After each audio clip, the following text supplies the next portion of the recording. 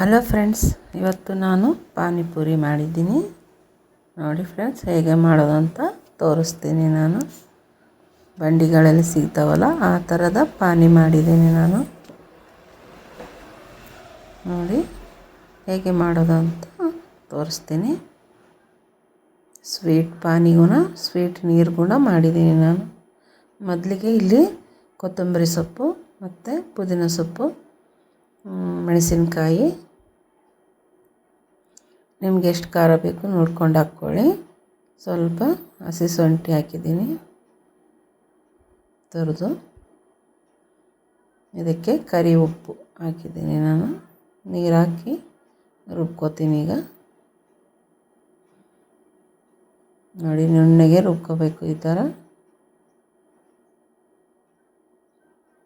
ಇದನ್ನು ಒಂದು ಜರಡಿನಲ್ಲಿ ಸೋಸ್ಕೊತೀನಿ. ಈಗ ನೀರು ಹಾಕ್ಕೊಂಡು ಸೋಸ್ಕೋಬೇಕು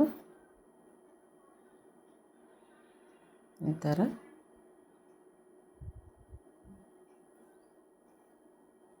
ಎಲ್ಲನೂ ಬೇಯಿಸು ನೀರು ಹಾಕಿ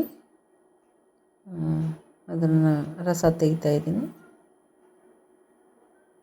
ಇದಕ್ಕೆ ಪಾನಿಪುರಿ ಮಸಾಲ ಸ್ವಲ್ಪ ನೀರು ಹಾಕಿದ್ದೀನಿ. ಈ ಕಡೆ ಹುಣಸೆಹಣ್ಣು ನೆನೆ ಹಾಕಿದ್ದೀನಿ ಸ್ವಲ್ಪ. ನಿಮಗೆ ಎಷ್ಟು ಬೇಕು ನೋಡಿಕೊಂಡು ಹಾಕ್ಕೊಳ್ಳಿ ಹುಣಸೆಹಣ್ಣು. ಈ ಥರನ ಹುಣಸೆಹಣ್ಣನ್ನು ಬೇಸಾಗಿ ಮ್ಯಾಶ್ ಮಾಡ್ಕೊಂಡು ಕೈಲಿಂದ ಅದರ ಹುಳಿನ ಸೋಸ್ಕೊತಾ ಇದ್ದೀನಿ. ಈಗ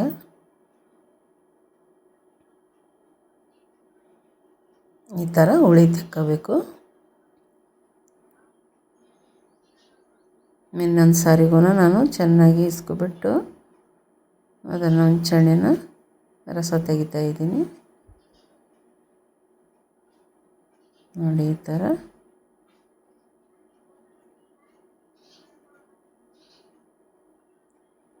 ಈಗ ಇದಕ್ಕೆ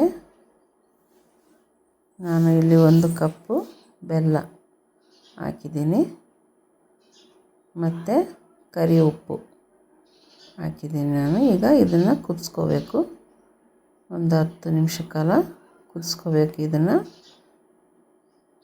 ಈ ನೀರು ಸ್ವಲ್ಪ ಕಡಿಮೆ ಆಗೋವರೆಗೂ ಕುದಿಸ್ಕೋಬೇಕು. ನೋಡಿ ಈ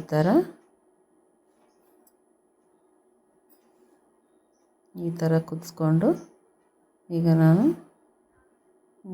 ಕೆಳಗಡೆ ತಣ್ಣಗಾಗಲಿಕ್ಕೆ ಬಿಡ್ತೀನಿ. ನಾನೀಗ ಬೇಕಿದ್ದರೆ ಫ್ರಿಜ್ ಒಳಗೆ ಇಡ್ರಿ. ನೋಡಿ ಈಗ ತಣ್ಣಗಾಗಲಿಕ್ಕೆ ಬಿಟ್ಟೆ ನಾನು. ಮತ್ತು ಈರುಳ್ಳಿ ಕಟ್ ಮಾಡ್ಕೊತಾ ಇದ್ದೀನಿ ಇದರಲ್ಲಿ ಸಣ್ಣಗೆ.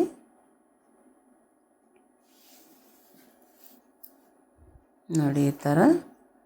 ಈಗ ರೆಡಿಮೇಡ್ ಪಾನಿಪುರಿ ಸಿಗ್ತಾವಲ್ಲ ಔಟನ್ನೇ ಕರಿತಾ ಇದ್ದೀನಿ ನಾನು. ಫಸ್ಟಿಗೆ ಎಣ್ಣೆ ಸ್ವಲ್ಪ ಜಾಸ್ತಿನೇ ಕಾದಿತ್ತು. ಸ್ವಲ್ಪ ಕಪ್ಪಾಗಿ ಆದವು ಅವು. ನೋಡಿಕೊಂಡು ಹಾಕ್ಕೊಳ್ಳಿ ನೀವು. ಇದಕ್ಕೇನು ಎಣ್ಣೆ ಜಾಸ್ತಿ ಕಾಯಲಿಕ್ಕೆ ಬಿಡಬೇಡಿ. ನಂದು ಸ್ವಲ್ಪ ಎಣ್ಣೆ ಜಾಸ್ತಿನೇ ಕಾದಿತ್ತು. ಈಗ ನೋಡಿರಿ ಈ ಥರನ ಪೂರಿನ ಎಲ್ಲ ಕರೆದ್ಬಿಟ್ಟು ತೆಗೆದಿಟ್ಕೊತಾ ಇದ್ದೀನಿ.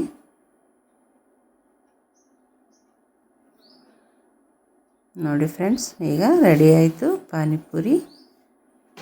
ಈ ಥರ ಸರ್ವ್ ಮಾಡಿ ಮಕ್ಕಳಿಗೆ ಕೊಡಿ, ನೀವು ತಿನ್ನಿ. ತುಂಬಾ ರುಚಿಯಾಗಿದೆ. ಈ ಸ್ವೀಟ್ ಪಾನಿ ಕೂಡ ತುಂಬಾ ರುಚಿಯಾಗಿದೆ. ಒಳಗಡೆ ನಾನು ಆಲೂಗಡ್ಡೆ, ನೋಡಿ ಫ್ರೆಂಡ್ಸ್, ಈ ಥರ ಆಲೂಗಡ್ಡೆ ಪಲ್ಯ ಪೂರಿಯೊಳಗೆ ನಾನು ತುಂಬಿಕೊಂಡಿದ್ದೆ.